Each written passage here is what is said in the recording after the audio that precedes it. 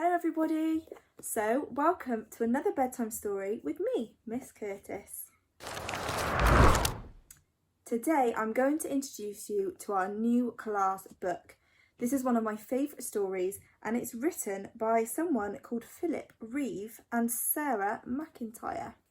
It's called Oliver and the Seawigs and it's such an adventure story, so I hope that you enjoy finding out what Oliver gets up to with a seawig. Chapter 1.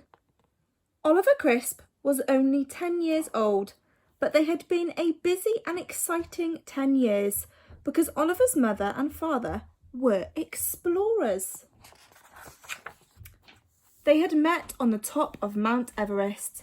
They had been married at the lost temple of Amenhotep and had spent their honeymoon searching for the elephant's graveyard.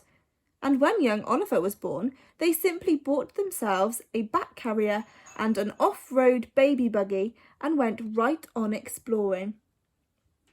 But at last, there came a day when Mr. and Mrs. Crisp realised there was just nothing left to explore. They had trekked to the headwaters of all the great rivers and stood on the summits of all the unconquered mountains. Thanks to them, the lost city of Procap was lost no longer. The mystery of the Moke Mobbank Marsh had been solved. There were no more blank spaces left on the map. So they packed their belongings aboard their Explorermobile and drove home to the house which they owned but had hardly ever lived in, by Deepwater Bay, near the little seaside town of Porrocks. No more exploring for us, they told each other sadly. It's time we settled down. Oliver wasn't sad though. He was excited. He was tired of living the life of an explorer. The house he was coming home to was one he'd only seen on holidays. Brief 2-week breaks before fresh expeditions. 10 years on the move. No time to make friends or feel at home anywhere. No time to go to school.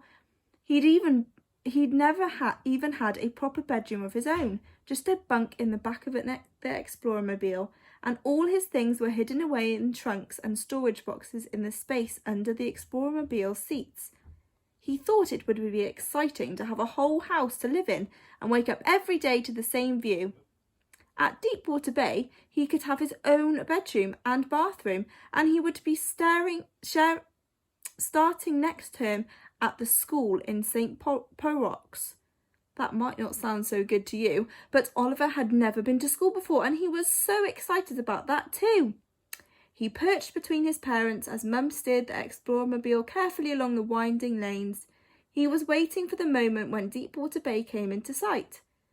It's not a very pretty house, his mother reminded him. It's really rather old and creaky and the wind blows right through it. It needs lots of work doing to it, but we never found the time. Or the money. There's not a lot of money in exploring. Okay, said Oliver, but he didn't stop feeling excited. They came over a sudden headland, and there it was, the blue bay all dotted with shaggy, steep-sided islands. The house stood at the top of the beach. It was big and grey with orange leaching dapple in its roof. Wow, said Oliver. Wow, said his dad.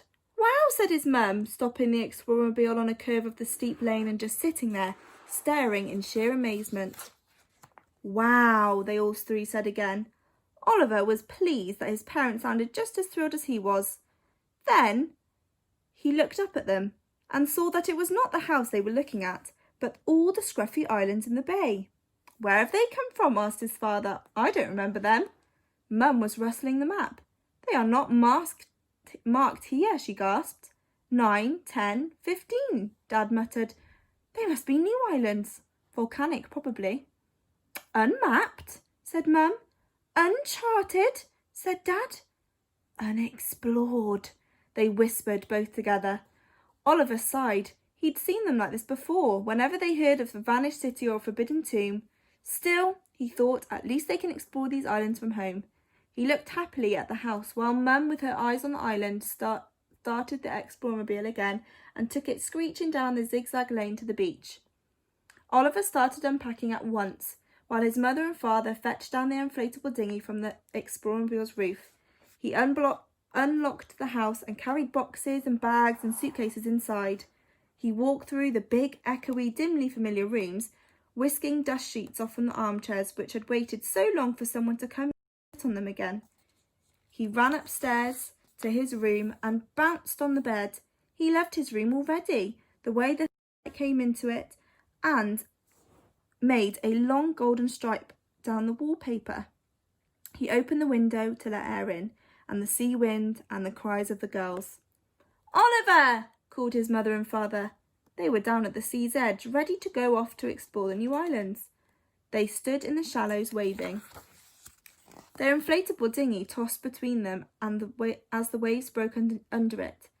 "Oliver, come with us!" "I'm busy!" shouted Oliver. "Why don't you go and have a look around without me? I'll be all right." He sighed. He knew his parents loved him. It was just that sometimes he had the feeling that they loved exploring more. The little dinghy's outboard motor drowned the seagulls with its angry bee buzz as Mum steered through the surf. It circled a small island just off the shore, then took off with a roar across the bay towards the larger ones. Oliver brought his suitcase upstairs and opened it. Carefully, he set out his favourite things on shelves and on windowsills. He arranged his books on the shelf beside his bed. He hung up his clothes in the cupboard. The bar of sunlight moved across the wall, and suddenly Oliver realised that it was quite a long time since he'd heard the outboard or his parents' voices. He went to the windowsill and leaned out. Deepwater Bay was deserted, and the evening sun shone golden on the waves. There was no sign of Mum and Dad. The islands had vanished. There was only the orange inflatable dinghy washing back to shore upon the evening tide.